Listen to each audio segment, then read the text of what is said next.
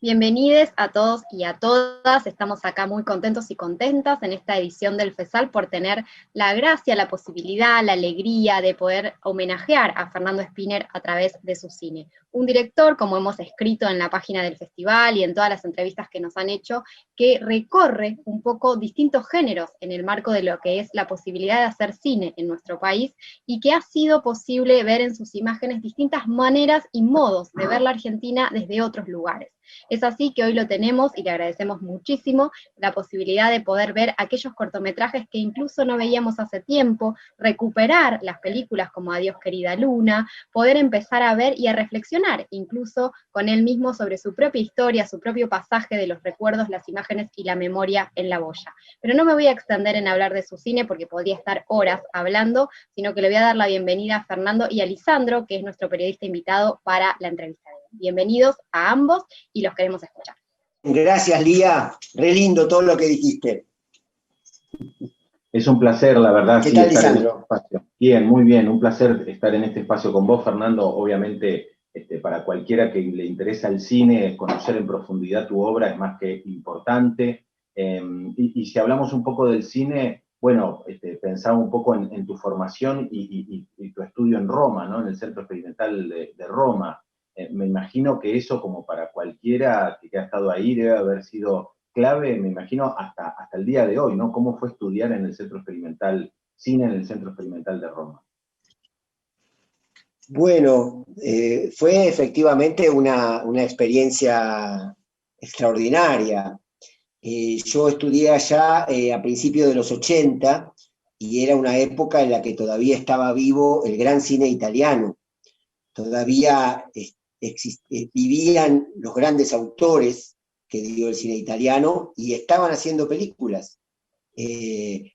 Monicelli, Ettore Scola, Fellini, Antonioni, Bertolucci, grandes directores que seguían haciendo películas en esa época y a las que yo tuve posibilidad de asistir a los rodajes, de tener a muchos de los responsables de ese cine como profesores, ¿no?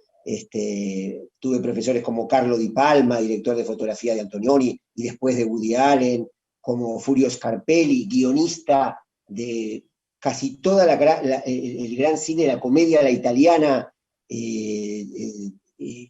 las películas como Nos habíamos amado tanto, Los desconocidos de siempre, directores como Ettore Scola, Monicelli, etc. Así que bueno, la posibilidad de llegar a un país con una gran historia de cine y con esa historia viva y presente y produciendo. Así que fue genial, fue increíble. Me imagino. Bueno, y en ese marco empecé a repasar un poco tu carrera, como hemos hecho a lo largo de esta retrospectiva. Vos sabés que para los platenses es muy particular la sonámbula, porque bueno, claro, vos lo recordás, filmar en la catedral de la ciudad, ese lugar tan mitológico particular. Contanos un poco, bueno, cómo fue lograr filmar ahí adentro y luego el momento en sí, correr, el solo hecho de ver a alguien corriendo adentro de la Catedral de la Ciudad de La Plata, te aseguro que hasta el día de hoy, aunque sea en blanco y negro, como sucede un poco ahí en el momento, es sorprendente, porque uno piensa que en cualquier momento alguien nos va a parar o algo va a pasar. ¿Cómo fue ese gran momento de filmar en la Catedral de La Plata? Bueno, fue muy significativo y la Catedral de La Plata es muy significativa para mí por el hecho de que la sonámbula empieza ahí. Es una iglesia gótica extraordinaria, y es una iglesia, la Catedral de La Plata te diría, prácticamente imposible iluminarla. Hay que saber a qué hora hay que ir a filmar y el día tiene que ayudar climáticamente para que sea posible hacerlo. Tuvimos mucha suerte, fue una jornada de rodaje muy inolvidable, fuerte, con Walter Santana, que fallecido actor que actúa en esa escena, con Sofía Virubov, que es la protagonista. En esa escena también participan Alan Pauls y Rodrigo Fresán, que son unos guardias que la llevan a ella. Claro. Y fue muy lindo, te digo, o sea, para un director de cine, lo grosso es contar con grandes actores y con grandes locaciones. Por supuesto. Esa locación era un lujo increíble, una locación extraordinaria y que le da a la película, ya en el principio, la empuja hacia una grandeza visual muy poderosa, ¿no? Absolutamente. Bueno, hablando un poco de esa obra y en general de tu cine, tuviste la colaboración de Piglia y de Bielinski a la hora de escribir. Digo, ¿cómo es, ahora yendo un poco al detrás de escena, digamos, eso, juntarse con tamañas personalidades para crear?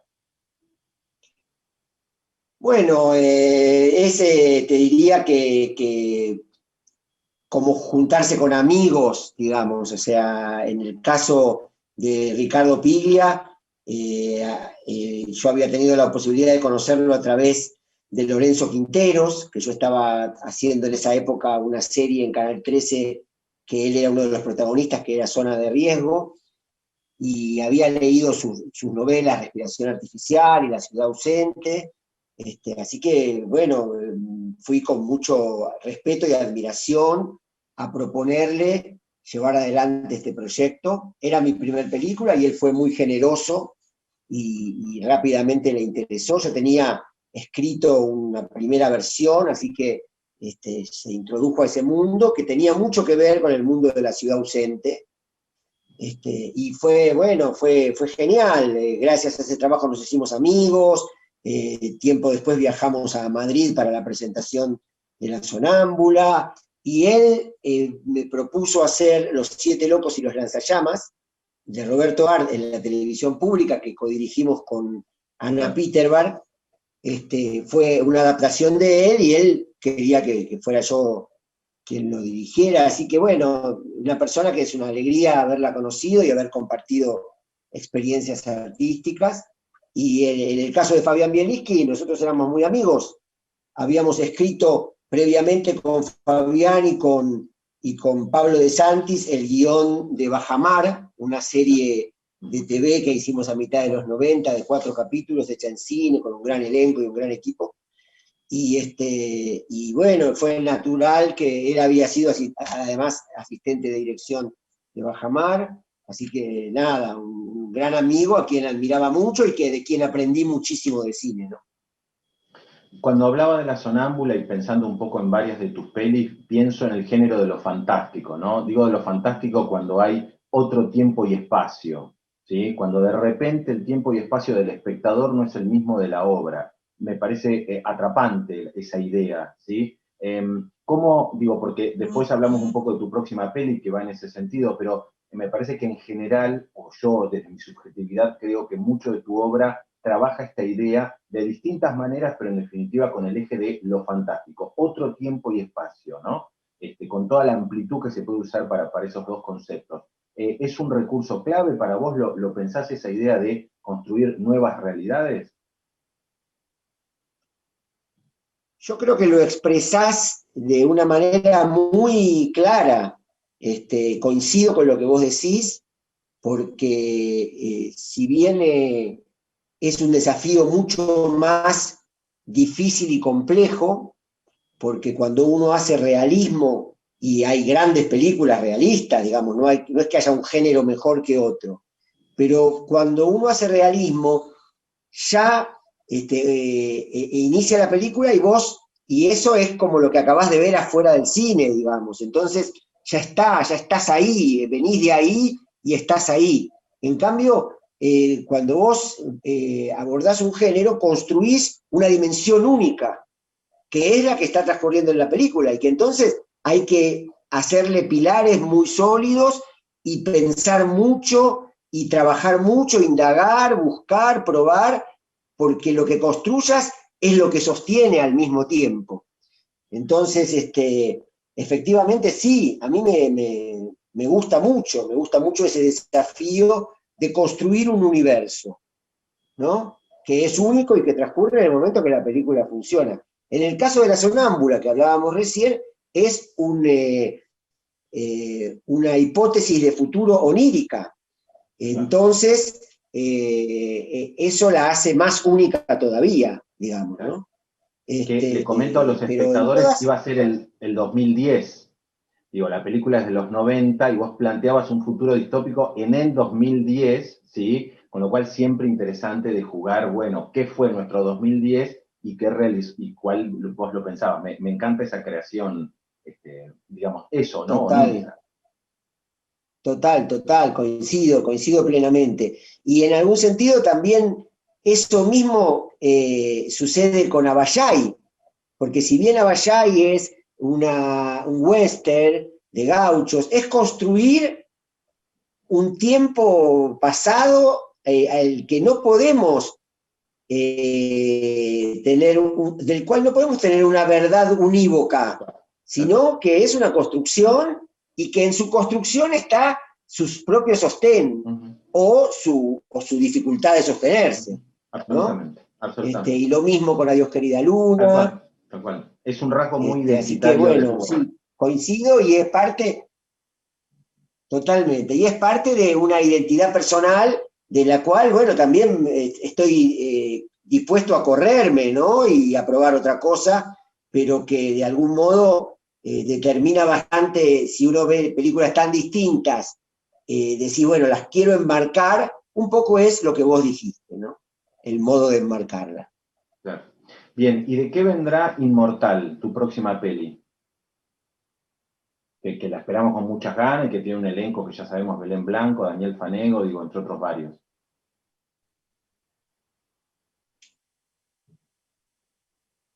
Estoy perdiendo un poco. Volvemos, digo, ¿de qué viene Inmortal, tu próxima peli, que parece también ir en ese género? Sí, Inmortal, mi nueva película, es una película también de ficción fantástica, muy argentina, muy apoyada en las bases de una tradición de una literatura argentina fantástica, Borges, Bioy Casares, Cortázar, Ricardo Piglia, etcétera, etcétera. Y es una película que tiene la particularidad de abordar la idea de dimensiones paralelas, pero también, y en ese sentido la ciencia ficción tal vez sea el género más político de todos los géneros que existan, porque es también una película muy política, en algún sentido es una mirada sobre el capitalismo salvaje, con una obsesión de la humanidad histórica que es la de inmortalizarnos, ¿no? O poder reencontrarnos con aquellos que perdimos. Así que es también un experimento porque es una película muy artesanal, hecha muy pequeña, hecha con un budget muy pequeño, y es como hacer ficción fantástica con mucho coraje, y en algún sentido, hace poco la película tuvo su premier mundial en Sitges, que es tal vez el más importante festival de género fantástico del mundo, y un poco lo que yo recibía era la gran valoración de eso, ¿no? Como decir, bueno, qué coraje con tan poquito, tanta pasión por filmar una historia fantástica, ¿no? Claro. Tal cual, así que bueno, sí, es una película que puede dialogar con La Sonámbula, tal vez de mis pelis sea con la que más puede dialogar. Claro, claro. Es un poco también, pienso yo, como fantástico o difícil de creer, si nos remontamos un poco en el tiempo, la idea de ver películas en la computadora, ¿no? Me imagino vos, digo, cuando hablamos del Centro Experimental de Roma, en ese lugar tan especial, es el cine del cine, y hoy por hoy nosotros vemos películas en un celular o vemos películas en una computadora, incluso muchas veces hay gente que las ve, bueno, en plataformas que no pagan derechos de autor. ¿Cómo vivís vos? Porque parece fantástico, ¿no? De alguna manera, eso de ver cine de esa manera y no en la pantalla grande, encerrados en una sala. Bueno, mirá, yo pertenezco a una generación para la cual esto que estamos haciendo ahora es ciencia ficción. Tal cual. Vos decías los años que yo vivía en Roma, a principios de los 80, mis padres no tenían teléfono en su casa. Y entonces yo desde Roma les mandaba una carta un mes antes, advirtiéndoles que tal día a tal hora iba a llamar a la casa del vecino que estaba a 3 cuadras para que ellos pudieran atender el teléfono y escucharnos la voz. Y era tan caro que la conversación era: ¿cómo estás? Bien, qué alegría escucharte. Sí, bueno, listo, ya nos escuchamos. Listo, te mando una carta entonces y te cuento. O sea, y eso también tenía una épica increíble, digamos. Mi historia personal, en el principio de los 80, de tomarme un avión sin pasaje de regreso, de líneas aéreas paraguayas, porque era con la guita que tenía, me alcanzaba para ir nada más, ¿no? Y con 2,50 pesos en el bolsillo, lanzarme a una aventura que era mucho más parecida a la de mi bisabuelo cuando vino a la Argentina escapando de Ucrania, que la de mi hija cuando se va de viaje a donde vaya, digamos, ¿no? Claro. Entonces, bueno, todo esto es un poco una respuesta muy grande a lo que vos decís, y al respecto de lo específico que decís, mirá, digamos, yo hago cine independiente. El cine independiente es un cine en el que es muy difícil recuperar los costos de las películas que uno hace, y que uno las hace solamente abrazado por una pasión desmedida e inexplicable. A mí lo que me importa es que la gente pueda ver eso, en lo que junto con un grupo numeroso de personas estuvimos trabajando durante mucho tiempo, tratando de llevarla a su máxima expresión según nuestras posibilidades y nuestras capacidades. Entonces, a mí lo que me pasa es que Abayay está en YouTube y tiene casi 2 millones de vistas, de las cuales yo no he ganado un mango, pero a mí me encanta que la película haya sido vista por tanta gente. Me encanta, ya que los circuitos, a pesar de que nos fue muy bien, rápidamente nos corrieron para poner los tanques americanos de vacaciones de invierno. Bueno, por lo menos hubo un modo en que la gente pudo ver lo que yo hice, y eso me da una gran alegría, de la misma manera que el festival que nos une hoy es una puerta fundamental para que la gente pueda acceder a películas que no tienen un circuito, y que son nuestras y que hablan de nuestras historias, con nuestros actores, etc. Para terminar, Fernando, probablemente haya muchos jóvenes estudiantes o posibilidades de realizadores, jóvenes hombres y mujeres que quieren dedicarse a esto mismo. ¿Te parece que se les puede recomendar, por ahí están en el cine independiente, como bien decís vos, que ya que tenés esa experiencia, cómo se puede ir haciendo camino cuando uno se forja en el cine independiente? Bueno, por sobre todas las cosas, valorar y subrayar la importancia del hacer.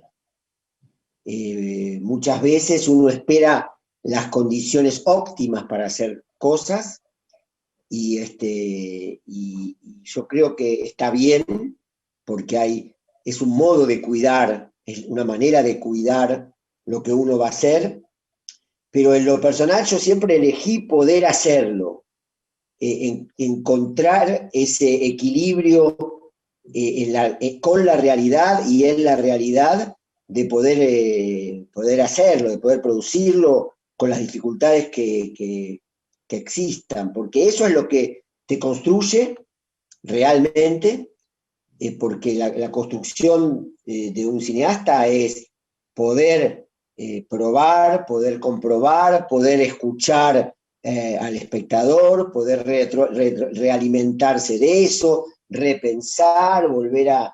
Y el oficio es algo muy importante en cualquier actividad, en cualquier actividad. Un zapatero que empieza, estoy seguro que un zapatero que hace 15 años que es zapatero, lo va a hacer mejor que el zapatero que empieza, porque el zapatero que empieza todavía tiene que recorrer la experiencia, la vivencia, Entonces, bueno, eso por un lado. Por otro lado, entender de que es una construcción colectiva de la que todos son parte, y en ese sentido es muy importante que haya quien conduce, pero quien conduce tiene que saber que cada uno de los que participan es un mundo, que no solo tiene que saber dónde poner la cámara, o cómo dirigir a un actor, o cómo elegir un lugar, o etcétera, etcétera, sino poder conducir un grupo de personas con un objetivo común, y además valorar mucho el recorrido, el hacerlo, cómo vibrar con los otros, cómo abordar una situación que está muy atravesada por la neurosis, porque hay dinero en juego, por más poco que sea, siempre es mucho para el bolsillo de una persona, porque se ponen en juego las expectativas y las ambiciones y los deseos de muchas personas, porque hay tecnología, porque hay una cantidad de variables difíciles de controlar, pero en ese combo al que yo a veces llamo torbellino, es posible que suceda algo. Es posible que suceda algo del orden de lo único, de lo mágico, de lo que aparece ahí, donde una gran cantidad de verdades se ponen en juego, y un deseo muy poderoso y una búsqueda y una pasión logran la alquimia que genere eso. Y eso es increíble. Y para eso hay que estar atento, preparado, abierto, y verdadero. Excelente. Fernando, muchísimas gracias. Es un placer haber hablado con vos. Estoy seguro que todos los hemos disfrutado un montón, y felicitaciones por la obra. Esperamos con muchísimas ganas que llegue muy prontamente Inmortal, a donde sea que llegue, ¿sí? Esperemos que esas dimensiones paralelas se construyan en beneficio de todos. Un abrazo enorme. Bueno, muchas gracias, un abrazo muy grande para todos los que son parte para todos los que son parte del festival. Agradezco mucho que se hayan interesado en juntar mis trabajos, algunos de mis trabajos, y facilitar la llegada a los espectadores, así que los abrazo con agradecimiento y con mucha alegría, y quedo a disposición de ustedes para cuando quieran. Muy linda entrevista. Gracias, y Lía. muy bueno todo lo que contaron, así que muchas gracias, un placer escucharles. Muchas gracias a vos, Lía, un beso grande. Adiós, gracias, mil gracias, y ahora nos vamos a quedar siguiendo viendo tus películas y difundiendo, así que gracias. Que terminen bien el día. Que las disfruten. Gracias igualmente. Gracias, igualmente. Adiós. Chau, chau. Chau, chau.